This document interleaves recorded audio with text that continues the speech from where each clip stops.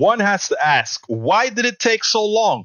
Why did it take so long for a strong Democrat, a leading Democrat, to really come out against Netanyahu and point out that the guy is a genocidal killer? I mean, of course, that's not what Schumer said. He was a lot more kind in the language that he used.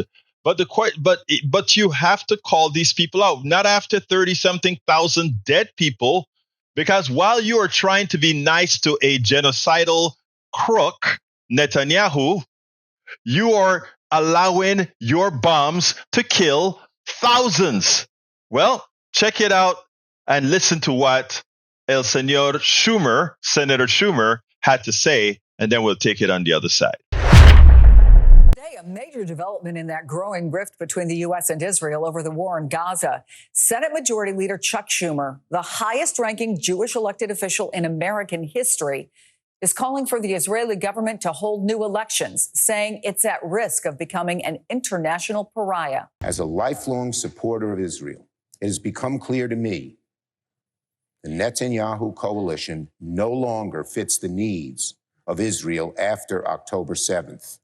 The world has changed radically since then, and the Israeli people are being stifled right now by a governing vision that is stuck in the past. President Biden has become, I would say, increasingly vocal about his frustration with Prime Minister Netanyahu, but Leader Schumer definitely goes beyond what we have heard before. What can you tell us? Yeah, it's very significant, Chris, possibly even an inflection point in U.S.-Israel relations. Remember who we're talking about here. It's not only the Senate Majority Leader, not only the most prominent Jewish elected official in the United States, that Schumer is also one of the most prominent pro-Israel Democrats going back years. He's an ardent supporter of Israel's right to exist as a Jewish state, but he believes all of that is now in jeopardy because, in his view, Netanyahu's actions are stripping away the global support Israel needs to continue surviving. Take a listen to some more of what Schumer had to say. Also believe Prime Minister Netanyahu has lost his way by allowing his political survival to take the precedence over the best interests of Israel. He has shown zero interest in doing the courageous and visionary work required to pave the way for peace, even before this present conflict. Israel cannot survive if it becomes a pariah. Schumer identified 4 different culprits for the situation in the Middle East, including Hamas and the people who support Hamas. He called out Palestinian leader Mahmoud Abbas as one of them. He said right-wing radical Israelis in government and society are also to blame, and of course, Prime Minister Netanyahu. Now, reaction is coming in. We heard from Republicans, including the top Republican Senator Mitch McConnell, who said it was grotesque and hypocritical for Americans who talk about democracy at home to try to interfere in a democratically elected foreign leader. Progressives as well say they agree with Schumer that Netanyahu is an extremist, but that this is not enough. In their view, the U.S. needs to use its leverage by withholding aid and weapons to Israel unless it changes course. Now, finally, Chris, the context. We are in an election year. President Biden is trying to engage young voters and progressive voters who are deeply unhappy about the situation in the Middle East and the fact that the U.S. has been unconditionally supporting Israel. President Biden has been very reluctant to change policy, has shifted some rhetoric. The big question becomes, what does President Biden do? Now, it's about time. It is about time.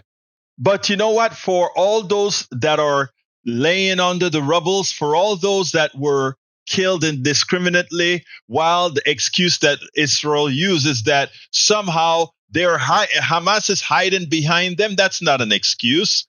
I mean, we here in America wouldn't go if there are criminals hiding behind innocent children. We're not going to blow the building down. Now, America has the same problem Israel has. After all, you kind of killed 10,000 Panamanians or so when you wanted to get that one person, Noriega. But you would think we'll grow up by now. You would think we'll get some more humanity in us after seeing the amount of inhumaneness we've done over the decades and decades and decades. And for us to be funding the genocidal killing of Palestinians in Gaza because we don't want to hurt Netanyahu's feelings, or because we are scared that somebody is going to call us anti-Semitic for being truthful. No one, I mean, most of what I talk about is sanctioned by already many Jewish people, and now even by our leading Jewish politician, which is Senator Schumer. Come on, folks. This is long overdue.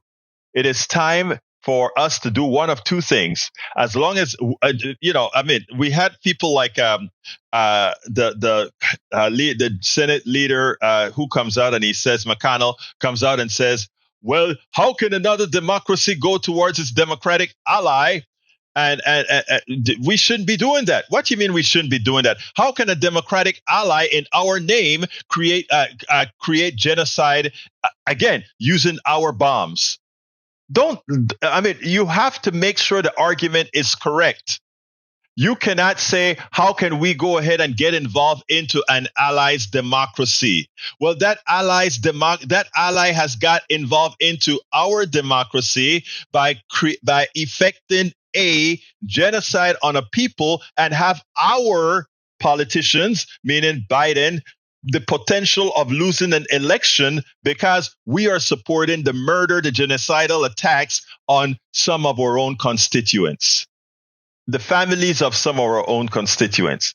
Come on, who is really doing the wrong thing here? Who is the humane person here? Who is the one searching and seeking out the humane thing to do? Schumer needs to go a lot further.